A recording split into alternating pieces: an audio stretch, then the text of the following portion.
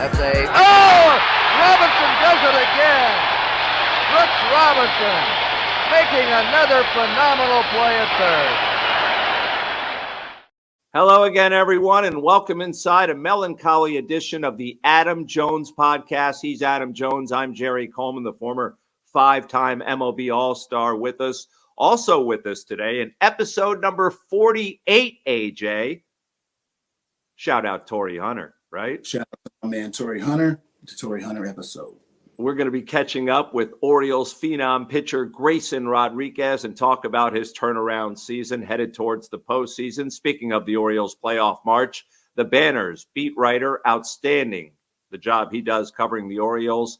Andy Kostka is going to join us and take us inside the locker room, find out about the celebrations and his personal conversation with John Angelos. We'll also deliver another edition of Socially Speaking, where we answer one of your communications, whether it be Instagram, X, Facebook. You can find us at Adam Jones Pod on all three. And if you rate the podcast, you move to the front of the line and also qualify for a Iron Rooster gift card. But we want to begin, as I mentioned, by acknowledging the passing of Mr. Oriole Brooks Robinson earlier this week. Adam, you and I both have had opportunities to spend time around number 5 and have our own memories. We both knew him. Obviously, the guy was amazing at third base. They called him the human vacuum cleaner. I never got to see him play in person. My first experience with him was in 1977, September 18th, I think was the date. It was Thanks Brooks Day. And we had just moved to Baltimore, our family, and I wasn't really familiar with this guy until I got to the ballpark. And I remember my parents took the good seat, so I was pushed to the upper deck, poor me. But that place was packed. The love for this guy was unbelievable, and his career was winding down at that point. And then several times over the course of years, we got a chance to have encounters, and he always remembered who I was, which always impressed me. But the ultimate gentleman, AJ. 23 years with one organization, just him and Yaz. I mean, or in that realm. I mean, just you said it right, Mr. Oriole. He was the epitome of the Oriole way. What to be an Oriole is to be like Brooks Robinson. Obviously, Cal gets tremendous amount of accolades and love, as he should. I mean, the Iron Man has done so much, but he had to learn from somewhere. And, you know, I think there's such a rich history of Baltimore is that, you know, guys went from Brooks into Palmer to Eddie to Cal, some sad parts. And then you got to revamp this of B-Rob, Markakis, myself, Machado, Tillman. And then you get to obviously this new wave. And, you know, it's such a rich history.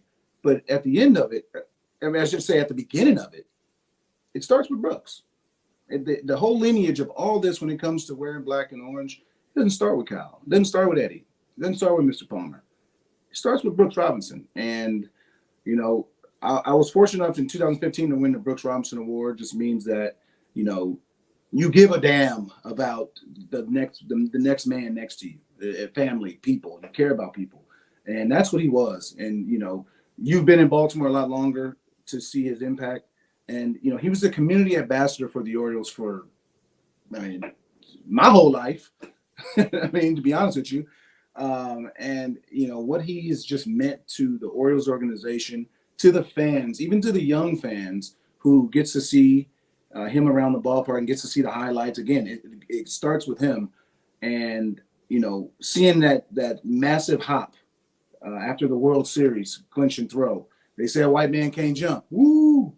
He was up there on that one. But he's just going to be remembered for not just the 16 gold gloves, not the hits, not the World Series. He's going to be remembered for the humility, and he'd give you his shirt off his back. You're right. The classiest, most humble superstar I had ever been around. Never saw him turn down an autograph request, a picture request. I think every kid who grew up as a Baltimore sports fan either has an autograph or a picture with Brooks or both. I'm fortunate to have both because he was that kind of guy.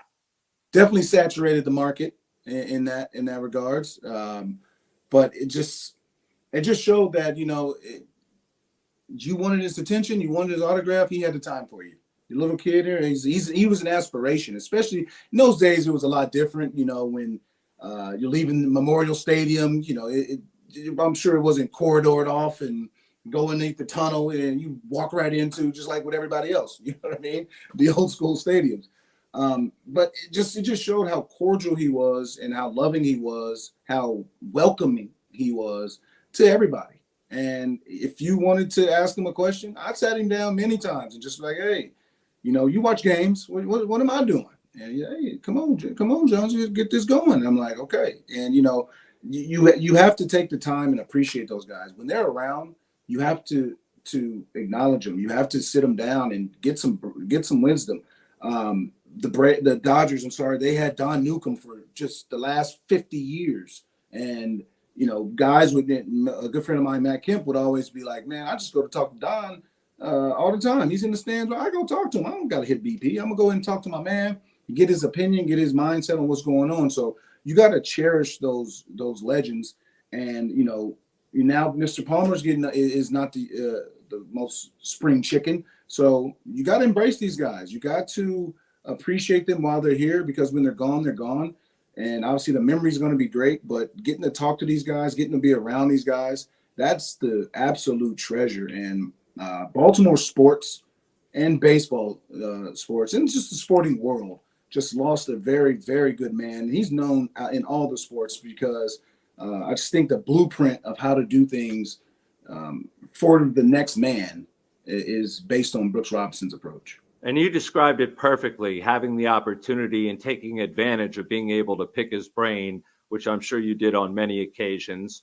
And maybe his biggest impact, besides helping out the Orioles and being an ambassador, was all the kids around Baltimore named Brooks and around the country. And we know where that comes from. Well, let's just start here with the podcast. And before we get going, rest in peace. We dedicate this podcast to number 5, Brooks Robinson. All right, let's get to him. He is our featured guest, brought to us by our good friends over at Jimmy's Famous Seafood, where I'm going to be one of these week broadcasting. I know he was just there recently. He's Grayson Rodriguez. Grayson, thanks for joining the podcast. We've been trying to nail you down all season long, and I know you love some Jimmy's. Yeah, love eating there.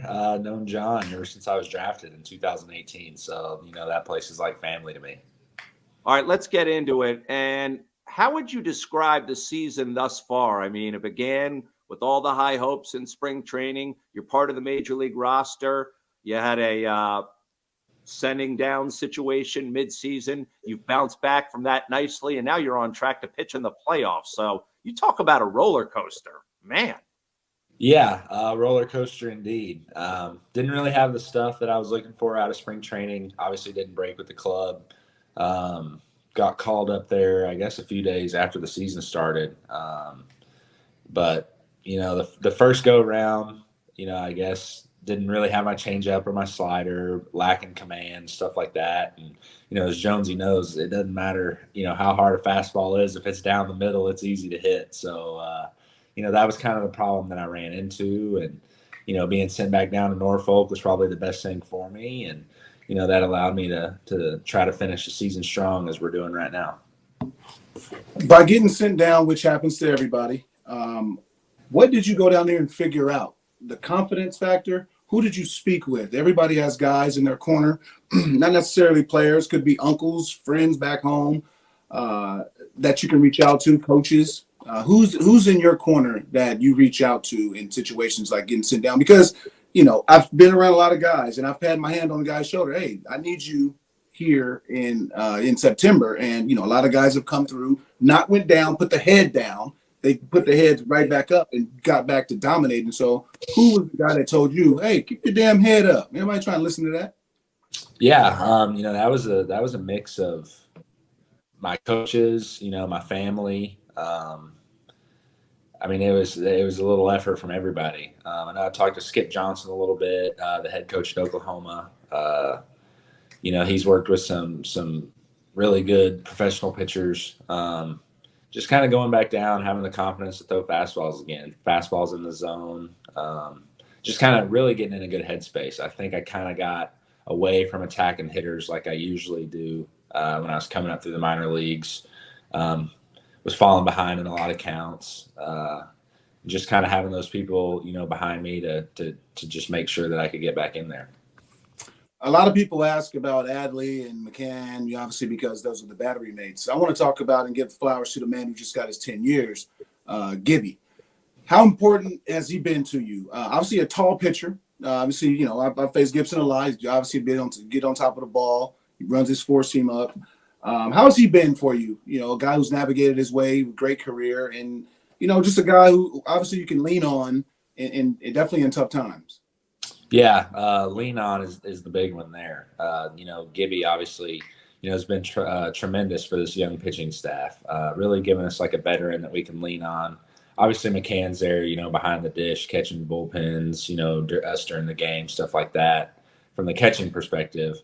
But to have Kyle Gibson, kind of leading the way for us young guys, it's been huge. I think he's really been the glue to the pitching staff, just kind of keeping us all together, keeping us in the right headspace.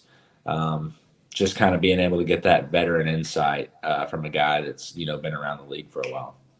When it comes to the scoreboard watching and all that, as you guys march toward the playoffs, if not already clinched soon enough, are you guys watching the scoreboard? Is there someone else that's paying attention and keeping you guys abreast of the situation? And does that sort of motivate you when you see maybe a team that's, you're fighting with falling behind?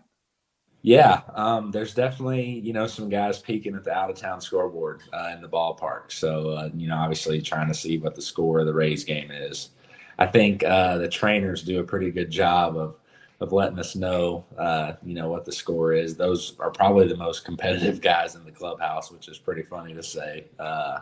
And, Jonesy knows how evil and his crew are, but, love those guys to death. And, they let us know, kind of what's going on in the outside world while guys are up there, focusing on the game. Ebel will come up and whisper in your ear, "Hey, Rays are down 4-0 right now." Well, some of Ebel's guys, Ebel's pretty Ebel's pretty locked in on the game. He's got to be. But yeah, some of his guys will be peeking at the scores, letting us know. Dude, what's the motivation behind this team, man? Like, what's the secret? It's I've said it's the best story of the season. Outseeded. I mean, exceeded everybody's expectations. But what's the secret in there, man? What is this? It's like a no nonsense. There's nobody that's like, oh, we're on a 5-game winning streak. Oh, look at us. It's like we're on a 5-game winning streak. We need to be on an 8-game winning streak. Like it's like never good enough, never enough. Which in sports is the exact mentality you need to have. Yeah, I think there's just a lot of competition amongst ourselves. I think the starting rotation, it's no matter who's got the ball that night, I think everybody's trying to throw better, than the pitcher before that night or 2 nights before. I know, me and Bradish, always talk a lot of trash in the clubhouse. So, me and him are always going at it. Same thing with Kramer and Gibson and, now Means. And I think it's just like a lot of healthy competition amongst ourselves. Same thing with the position players. Guys are competitive with who's going to get, the most knocks that night or the most walks or hit a homer. I think just the healthy competition is the number one thing. And then a mix of just guys having fun, going out and playing the game hard every night. I don't think anyone would dispute, maybe you would, I don't know, your fastball was your go-to pitch, your lights out pitch. What has become your second?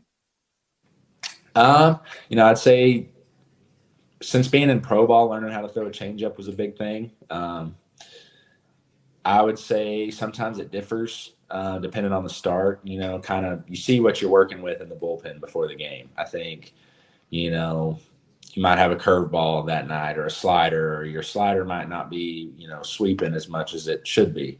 And, it just it differs. So I'd say depending on the lineup and, just kind of how you're feeling that night, what you're working with, I think the second best pitch could change on any given night. I want to give, you mentioned him, Ebel. How has it been for him? I had Ebel for, all my 11 years. He's the senior guy when I took over for Richie Bancels in 2018. He's going, I think, year like 25, I believe. Still looks young, still's eager, and it still looks in great shape, and it looks like he can do another 20 years. How has it been for him? You had the last few spring trainings around, some losing seasons in spring training, different expectations. But for him to see this young bunch, do you think it's energized him, the coaching staff? Like, you think it's just energized some of the guys who, the last couple of years maybe just fell into the methodical part of baseball. Like, okay, here comes another year. But like, no, it's a really exciting year this year. Oh yeah, no, they're having a blast. Obviously, like you said, Eagle's been around the game for a long time. It's seeing them come to the ballpark every day is a lot of fun. He's having a lot of fun. Definitely, obviously you don't want to be in the training room a lot, but it's a lot of fun to be around those guys. He's done a great job this year. Glad that he's in our organization. Glad that he's our head trainer. But he's been phenomenal for us. We continue chatting with Orioles pitcher Grayson Rodriguez right here on the Adam Jones podcast. But first, a quick break to acknowledge our loyal, dedicated sponsors, which we hope you go out and support. Hi, guys. Oriole Hall of Famer and ambassador to the Baseball Warehouse, Mike Bordick here. We are honored and excited to help support the Adam Jones podcast. The Baseball Warehouse has 4 locations in Maryland and 2 in Pennsylvania. We specialize in private instruction, camps, showcases, charity events, Badgers baseball, and one-of-a-kind events featuring current Major League players and Hall of Famers. Our instructors have all played collegiately and professionally, many of whom have reached the major leagues. Check out thebaseballwarehouse.com to learn more and check us out on social media. Also, make sure to check out Orioles Hall of Famer Rick Dempsey's Baseball Warehouse opening in Columbia this October. Yeah, it's October 8th from 1 to 5 p.m. I'll be there with many of my former teammates, and I want to see you there. The Adam Jones podcast is brought to you by Jimmy's Famous Seafood, Charm City's favorite crab cake destination. Local sports fan? Experience the ultimate pregame party at the tailgate. Cheer on the Ravens with iconic live performances, an open bar, and mouth-watering eats. Can't make it? No worries. Bring the same food that caught the attention of the Food Network right to your doorstep. Shipping East Coast recipes nationwide. Jimmy's Famous Seafood is the official sponsor of the guests appearing on the Adam Jones podcast. And by our friends at the Weinman Company. By Hollywood Casino Perryville. For some, it's a game of chance, but for you, it's a game of choice. Hollywood and Barstool are bringing you more ways to bet in Maryland. Catch all the action in person at Hollywood Casino Perryville at the Barstool Sportsbook, or bet online with the Barstool Sportsbook app. When you download the Barstool Sportsbook app, register, and wager, you can get up to $1,000 bonus cash, plus up to $1,000 when you sign up and wager in person at Hollywood Casino Perryville. Play from anywhere and get up to $2,000. The choice is yours. Must be in the state of Maryland to wager and over 21. Please play responsibly. For help, visit mdgamblinghelp.org or call 1-800-GAMBLER. By Jack Daniel's, 2 legends, 1 can. Jack and Coke, the #1 cocktail in the world, is now available in a can. Yes, that's true. Jack Daniel's Tennessee Whiskey, mixed with Coca-Cola or Coca-Cola Zero Sugar, are now both available in a can. 2 legends, 1 can. Jack and Coke, ready to drink? Please drink responsibly. Whiskey Specialty, 7% alcohol by volume. Jack Daniel's Tennessee Whiskey, Lynchburg, Tennessee. By Effective Solutions, your one-stop shop for commercial contracting. Everything from excavation and site development to emergency remediation and restoration. Effective Solutions specializes in many forms of commercial and mixed-use construction, like leak investigation, framing, trim carpentry, insulation, drywall, painting, wallpaper, flooring, masonry, waterproofing, paving, tree removal, and much more. With a dedicated staff and a commitment to quality, Effective Solutions delivers every time. By G-Leaf Medical Cannabis Only. Visit gleaf.com. Medical cannabis is for qualified Maryland patients only. The Adam Jones podcast is brought to you by Royal Farms. Download the Royal Farms app from the Apple App Store or Google Play today. New Royal Farms Rewards members will get a free any-size cup of Royal Farms award-winning coffee just for signing up. You know, it takes a lot of hard work to be a professional football kicker. I would know. I am a professional football kicker.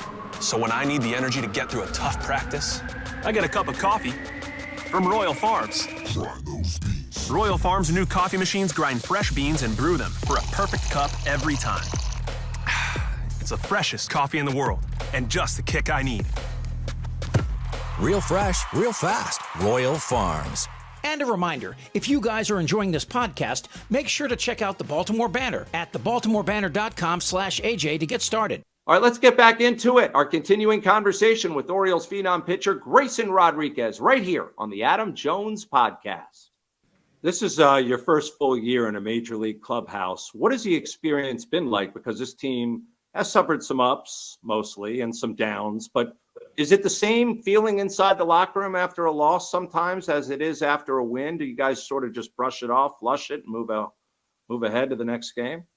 Yeah, no, definitely flush it. That's kind of the big thing, trying not to focus too much on the negatives that happen, really focusing on the positives. I know like here lately when we had the Rays for the 4-game series, it was a big series, lost the first 2 games. After the game, after wins, music and stuff's playing in the clubhouse, and we came in, it was quiet, and the guys were like, we've had a good season, we got to keep this rolling, put on some music. So even after a loss, listening to music after the game just kind of relaxes everybody. And then we were able to come back Saturday and Sunday, win 2 games, and then obviously have a good week in Houston, and then split in 2 with Cleveland. Hey, that's how it works. And when we lost, I would always play reggae. I'm like, okay, that eases the mood. You know what I mean? Doesn't get somebody too high, too down. It's not country or it's not rap. So I would always ease the mood. How do you feel? We're not going to use that term around here, but how do you feel going into deep into September? Obviously going to pitch into October, hopefully well into October. How does your body feel? How's that arm? These are, some of the most pitches you've thrown in your life. And from here on out, every pitch is going to be a stress pitch. So how do you feel going forward? And are you ready for this next step? Even though you're so young and so cute and cuddly, no one cares about the age no more, okay? You're in the big leagues for a reason. But so, yeah, I just want to know, how does that carcass feel? Yeah. Back to what you said. Yeah. Back to what you said about the stressful pitches. 90 pitches in the minor leagues doesn't even compare to 90 pitches in the big leagues because, more high stress situations. I think there's more effort behind each pitch. I remember the first couple games I threw in the big leagues. I'm like, dang, I'm feeling sore because, you're just the gas pedal's down every pitch, and, figuring out how to, work around that. Obviously here at the end of the season, the body's feeling good. I feel like I'm lucky in the sense that I start throwing harder as the season goes on. So that's been one big thing for me. And then really, Hyde kind of looking out for the pitchers. I think, they kind of manage the starters pretty well. Try to save our bullets, that's for sure. So, pretty lucky that we're in an organization that cares about the pitcher's health. Obviously, Evil and his guys do a great job with all the arm care and stuff after the games. But, rolling into the end of September here and into October, feeling really good. You think that going to a 6-man has helped? Just like there's always people who want the 200 innings. I don't think that's really that means it means a lot, I believe, but it doesn't in some instances. I think if you got 5-6 guys that got 160, I think that you get a lot out of that also. So do you think going to 6-man has just helped you just recuperate? Yeah, no, big time. I think it helped a lot of the pitchers. People when we first went to the 6-man, there was a lot of media and people asking me, how I felt about the 6-man. And this being my first year in the big leagues, this was really the first time ever that I got to experience a true 5-man rotation. Every level in the minor leagues is 6-man. So that's, really all I've ever known for professional baseball. And when we went to the 6-man in the big leagues, it was just another normal thing for me. That's what I was used to. Really, I think helped guys' arms a lot, just given one extra day. One extra day is a big difference, especially in the life of a starter. So, and any kind of pitcher for that matter. But, just kind of saving the bullets there. Guys, velos were going up. I think guys were pitching deeper into games. I think the risk with the 6-man rotation is having one less bullpen guy. But the starters were so good, during that time that it didn't matter, and it paid off for a lot of guys.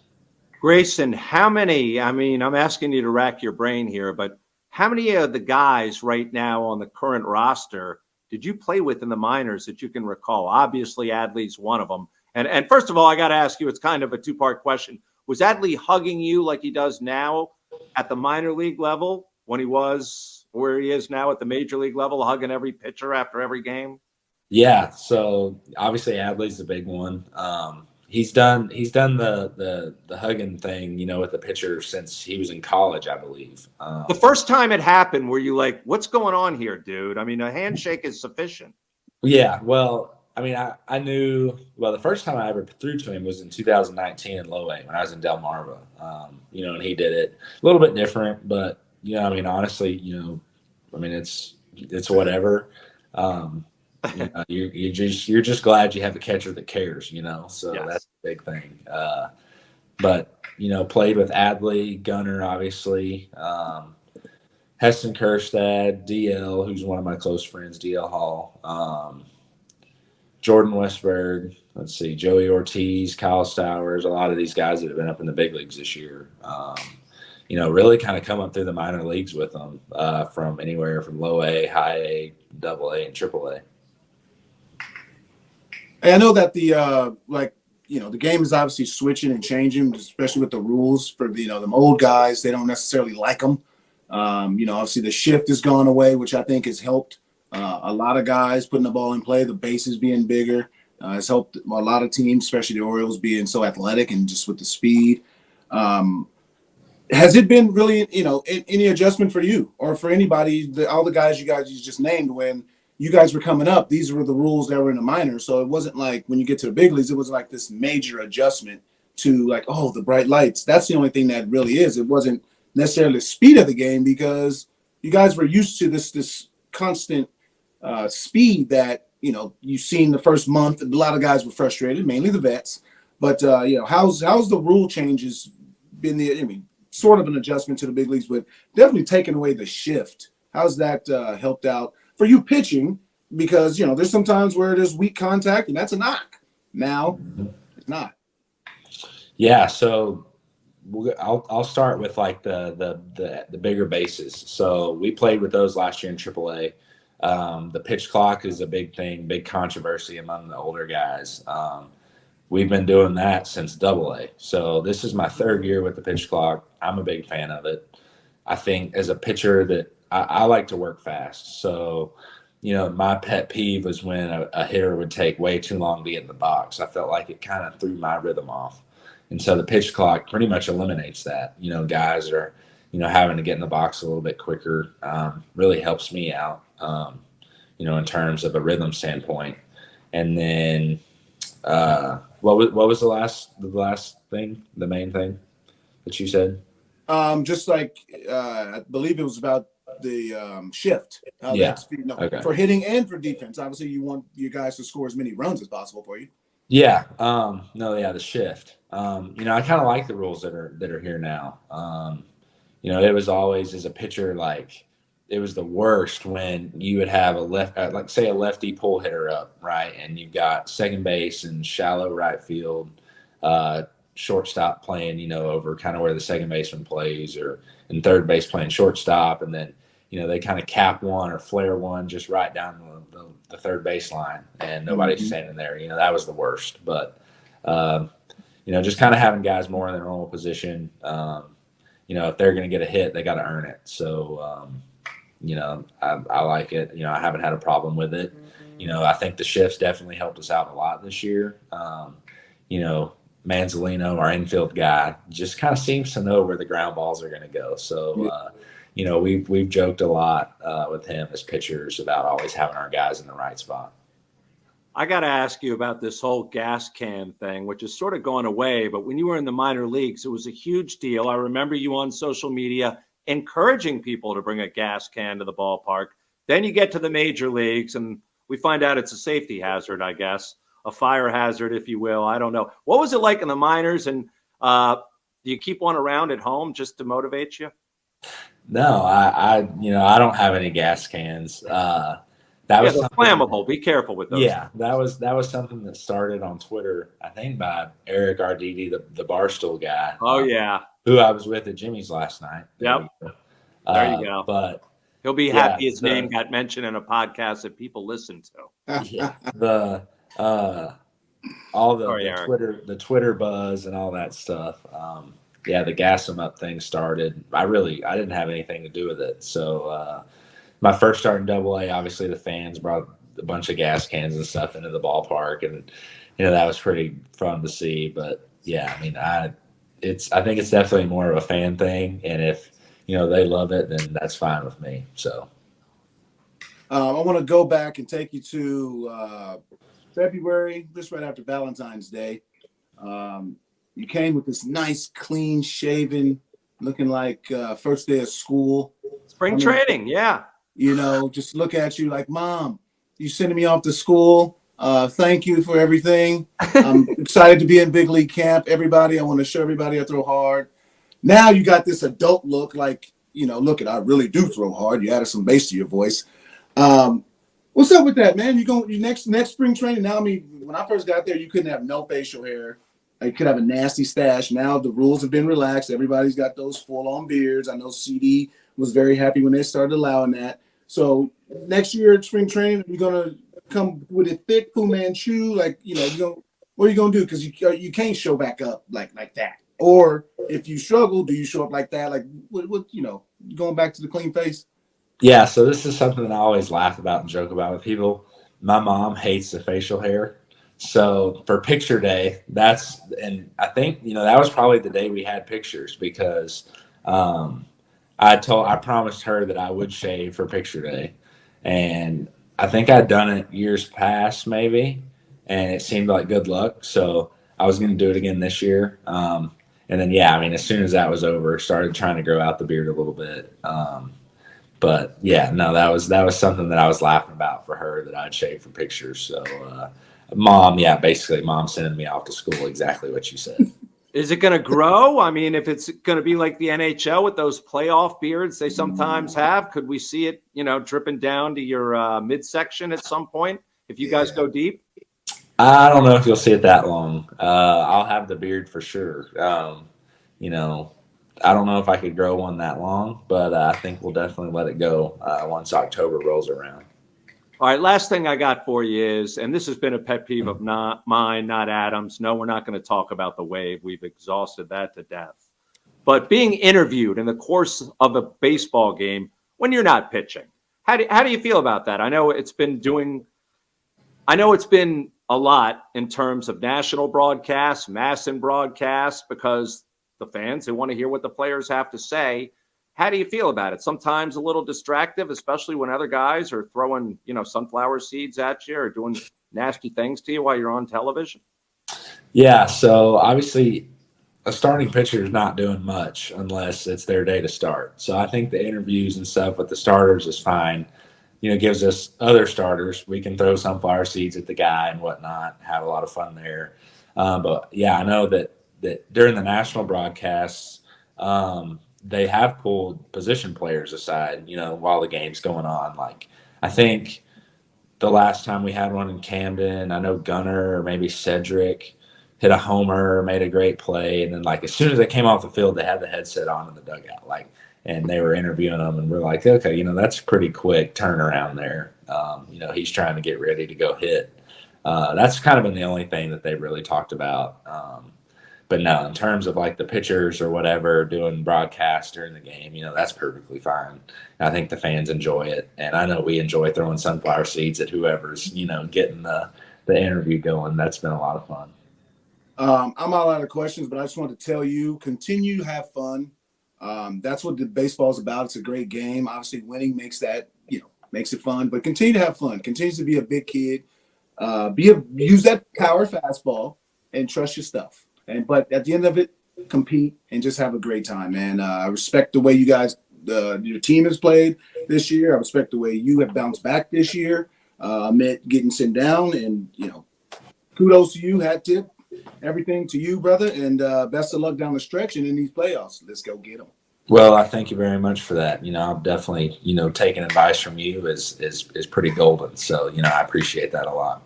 It's been a privilege to have you on. We've been trying to get you on for the full season now, and now we've accomplished our goal and look forward to having you on again. Thanks for taking the time, Grayson. Best of luck the rest of the way through October. Well, thank y'all very much for having me. It was fun. All right. There he goes, Grayson Rodriguez. Wow, that was wonderful. And this kid's on track right now to get the ball at home in Game 2 of the American League Divisional Series with either a chance to go up 2-0 or even the series. You know, there's a third option, but you don't want to mention it. Obviously, no, I'm not going to mention that third option. Hopefully, they're not in that position. I love the makeup. You know, and obviously, you know, a lot of people get deterred and frustrated when they get sent down. Everybody does. But, you know, you get sent down, it's a lesson that, hey, you're maybe not ready right now. And the starting pitcher, they might do that. And he wasn't ready, but he went down there and he's ready. He don't want to go back down to the jungle. It's not fun down there. The checks ain't the same. The food's not good. Food ain't the same. Again, you don't fly charter. You don't stay at these 5-star hotels. There's a lot of good things that go down in the big leagues. That's amazing. So, I just love the makeup, man. Just how he's just said, okay, look, I got sent down. The big leagues is difficult. Let me make the adjustment. And he's made it against all lineups, too. He's faced some really good lineups, and he's made the adjustment against everybody. Time now to move on to our next segment. It is For the Birds. It's brought to you by our newest sponsor, our friends at the Baseball Warehouse, providing the best baseball instruction in the area. And with that, we bring in the Orioles' outstanding beat writer. He is Andy Kostka from the Banner. Now, we just had Grayson Rodriguez on. You've covered him since day one turning professional. What have you noticed about his development and the way his career has evolved in such a short amount of time, Andy? Well, I mean, I think it's like two different pitchers almost. The one that came up at the beginning of the season and the one that came up after, you know, he was optioned back to the minors. And maybe the biggest adjustment was the fastball command is there. He's throwing the fastball so much more.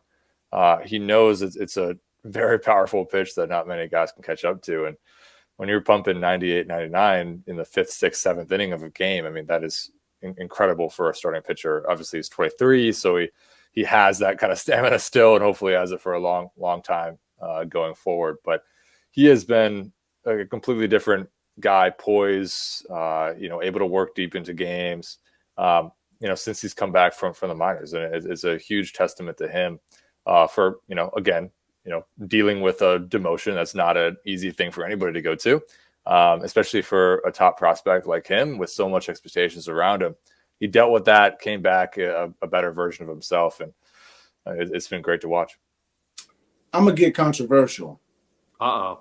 I like it. I like controversy a little bit. Who's the most valuable Oriole?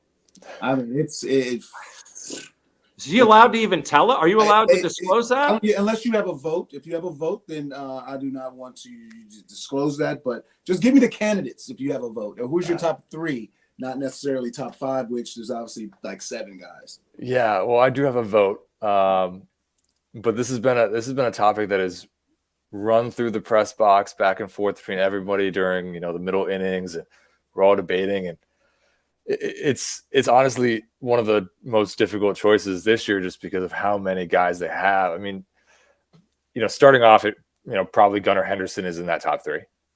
Just based on what he's done. Adley Rutschman may be somewhere in there because of, again, offensively great. What he does for the pitching staff, huge. Kyle Bradish has been, really great pitcher this year, and he's a Cy Young candidate, no joke. So, I think he's probably in there. But then, you have this field that grows a little bit more. Ryan O'Hearn probably deserves a little bit of attention. Maybe probably won't win it, but maybe a little bit of attention because of how clutch he's been and maybe how unexpectedly, important he's been for this lineup. But you could go so many different places. Felix Bautista, honestly, maybe even the injury showed how he was the most important Oriole, because ever since he's gone down, the bullpen's been a lot shakier. And it's been a lot more stressful at the end of a game compared to when you bring in Felix Bautista. So that almost, underscores just how he could be the MVO. But truly, you could go. There's few wrong answers. You never mentioned Santander. I haven't mentioned Santander, and he's another one. Yeah, he's another one that could be in that mix. And so, really, there's so many. And I'm interested, Adam, in who you think. But you could go so many different directions. It's hard. I went Santander. But somebody that is entered that conversation is O'Hearn. You have to take that production as unbelievable. Yeah. He's DFA'd. You get him through waivers, and he's having. If this was the first half, he's having an all-star year. but it's the second half. But if you just have the first half, it's an all-star season that he's having. So I want to give O'Hearn his love because, obviously I don't think he's going to win it, but I think he can maybe finish third just because he's having an unsung year. But Santander to me, because of he's just endured everything. He hasn't let it get to him and Mullins and Hayes, and just Santander for me because of, and I don't have a vote, so I can pick. All right. Well, the Orioles approaching their final homestand as we speak. You've already been a part of one celebration, being inside the locker room. I think you wrote that or tweeted you're going to be better prepared for second time around. Were you ambushed in the first celebration? I remember Adam got me really bad with the champagne, and that really stings. Now they move more to beer. It does. It burns. Yeah, it really hurt my eyes, and he thought it was funny, and I It probably was funny, but no, I was. Danny Coulomb walked up to me and was like, "Andy, you're way too dry right now. I'm gonna have to fix that." And he went over, got 2 giant Coors Lights and cracked both of them and went double barrel on my head, and nice. that was pretty funny. But luckily, I happened to pick a old pair of running shoes that day anyway, so I didn't mind that they got saturated in all sorts of alcohol that congealed on the floor together. But it was fun to be a part of. I imagine actually partaking in the celebrations would be even more fun. So, Adam's been there. It's looked pretty exciting for a lot of these guys, and that's the first one most of them have ever done. And it's hopefully there'll be a lot more, for those guys, and as the stretch keeps going. But you could tell that this was a group of guys that had dreamt of this kind of moment. They've watched on TV for eons. They've dreamt of playing in October baseball and getting here. For some of them, so soon since they made their debut. For others, you mentioned Hayes, Santander, Mullins. They had to really grind through a lot of down years. So maybe even for them, it tasted even better. So definitely an exciting moment for them. And yeah, they for lack of experience partying, they knew how to do it. Well, you did a great job navigating through all the chaos and alcohol to find the owner of the team, John Angelos. First of all, were you surprised to find him down there? Because he's usually keeping a low profile. I was a little surprised. But hey, I mean, he has a role in this too. He's chairman of the team. So yeah, he was down there and he partook in the homer hose with chugging beer or whatever was going down the funnel this time. And I got to talk to him for a little bit, but he reiterated that the lease will be done soon. We've heard that since spring training, since before spring training. So wasn't anything hugely groundbreaking. He mentioned that there'll be he guaranteed 30 more years, but it could have been a celebration rivalry talking. A big guarantee there, but. We'll see. But yeah, he was down there, and I wouldn't be shocked if he's there for more celebrations going forward. I wanted to ask you though a personal question. How has it been for you being in the press box, being around Baltimore media guys, being around? It's not a young group. It's it's definitely a more senior group up there in the press box. And how's it been learning from them old guys? Please don't dress like them. But especially Conley. All of them. Don't dress like near one of them. But how's it been on your end, learning from these guys, learning the ways of it, learning how to get an interview, learning who to approach, how to approach? It's a learning curve for everybody. And, I think Baltimore is a very easy media city. And, guys, even some of the media guys have helped me navigate my way through my career. So how's it been on your end? Yeah, well, I've definitely learned a lot from a lot of those guys. Honestly, I think, I go back to, I was an intern in 2018 with the Washington Times, and a reporter for them, David Driver, was the first one that, brought me into a, Nationals clubhouse there. And, taught me about like, hey, if that guy's sitting, with his head in his locker and his head in his phone, and, probably don't walk up to him right now. He doesn't look, super open to it. But, if he has his chair turned out to the, clubhouse, is, probably pretty safe. So that was kind of my first foray into, learning the ins and outs of how to deal with a clubhouse and everything like that. And then there was a lot of, just kind of watching what Dan does with the lean against the lock, the locker that Dan Connolly can do. to kind of make a guy feel like, oh, it's just it's a casual one-on-one conversation, build a little rapport. So definitely picked up things from some of the veteran reporters. I won't say older, but veteran reporters. But then a lot of it is learning as I go. There's mistakes I've made, plenty of them. You learn from those, and you get better as it goes. So hopefully I've minimized the mistakes, and hopefully I've been able to improve. All right, final question for me, and I hate to admit this, especially on this podcast, but when I used to cover the team on a regular basis, it was always fun to walk in the locker room and find out what the mood was going to be with Adam Jones. Was he going to be salty? Was he going to be friendly? Was he going to insult me in front of all his teammates? It was always like potluck. Is there someone you feel comfortable? And I don't mean just as a source, because Adam never gave me crap.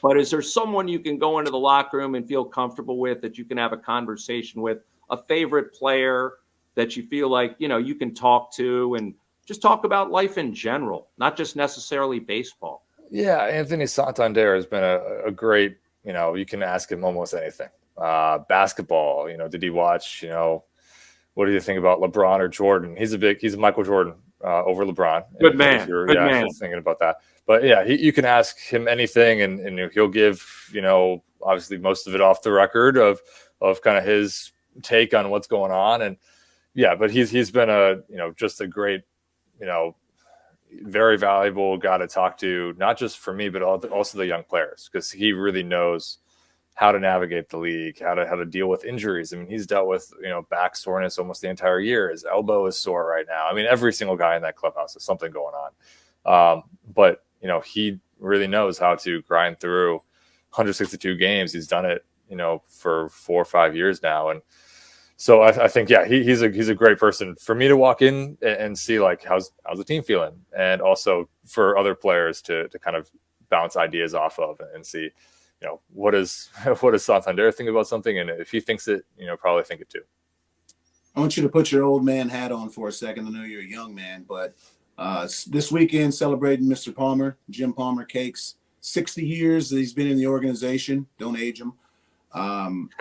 What has he still meant to the organization? I know he's been to me. I was around him for 11 years, and just, having that Hall of Fame reference right here is one of the greatest assets.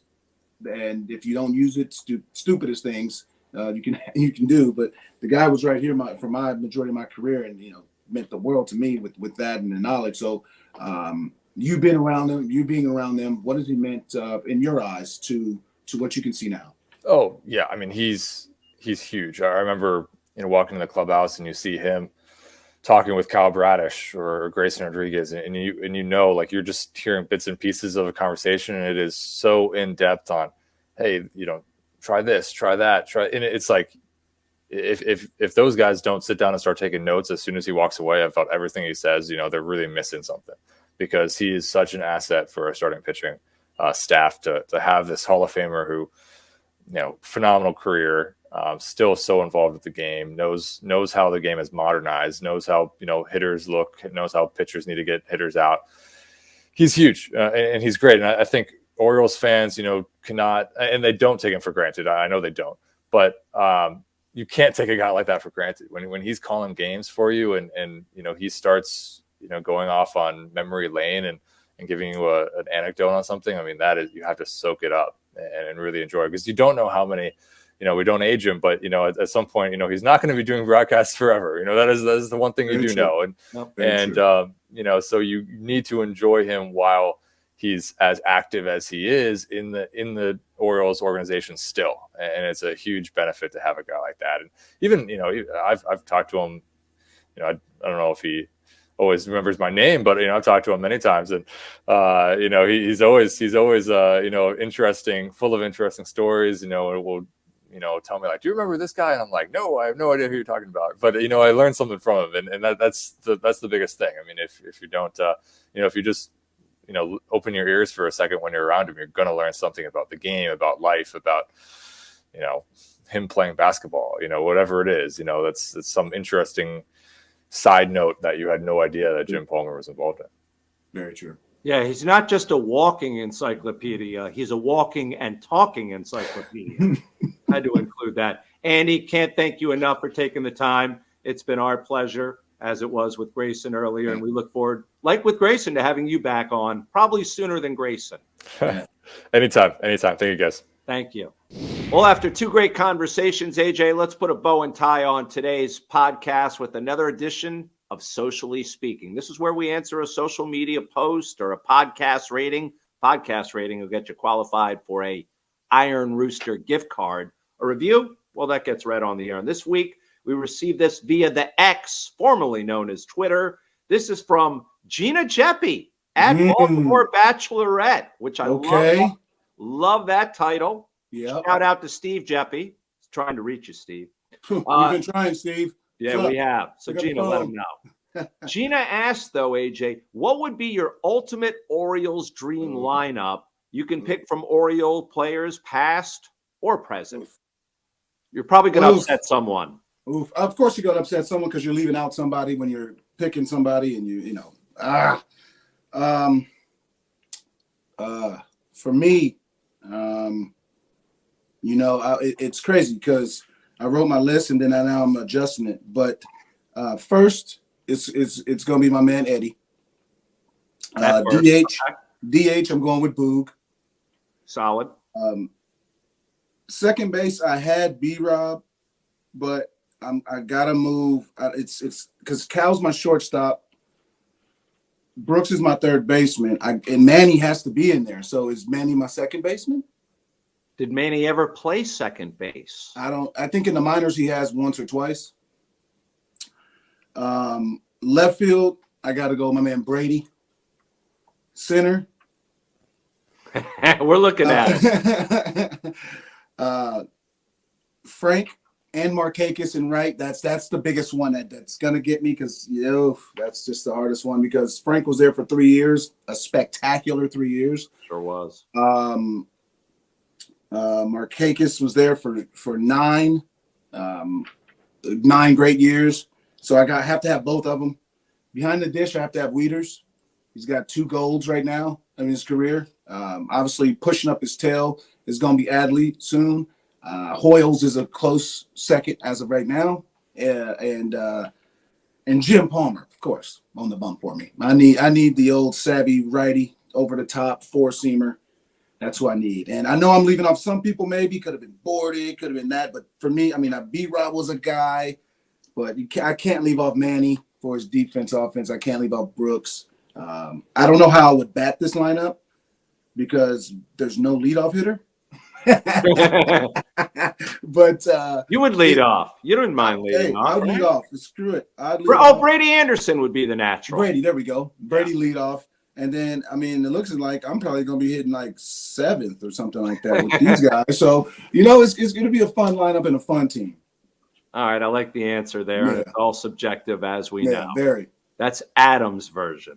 All right. Also, we mentioned about rating the podcast. We've shown it to you how simple it can be. Roll the tape. On your phone, go to podcast. Then type in Adam Jones. Now you're at the Adam Jones Podcast. Then just follow us. It's free. And rate us. 5 stars would be great. Now that was easy, right? And remember, every rating qualifies for an Iron Rooster gift card. It's titled, Like AJ Doing What He Does Best, Center Field Love. I absolutely love that you're keeping this around and followed since Heckle D. So this person goes way back. Huge fan of Adam. I love that he keeps it real as far as Jerry the Wave is amazing and fun. Thank you. Must be a millennial. The Wave is amazing. But no, again, we appreciate it.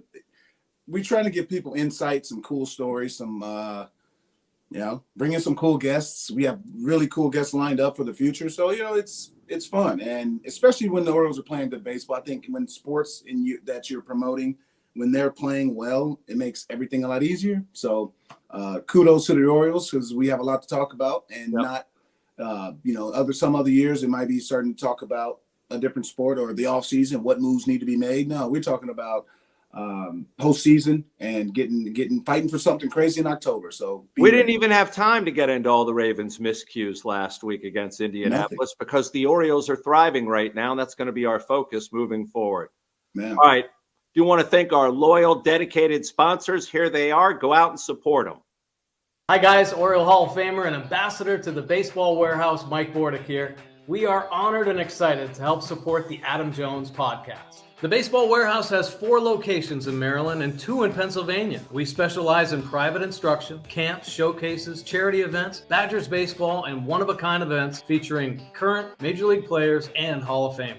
Our instructors have all played collegiately and professionally, many of whom have reached the major leagues. Check out thebaseballwarehouse.com to learn more and check us out on social media. Also, make sure to check out Orioles Hall of Famer Rick Dempsey's Baseball Warehouse opening in Columbia this October. Yeah, it's October 8th from 1 to 5 p.m. I'll be there with many of my former teammates, and I want to see you there.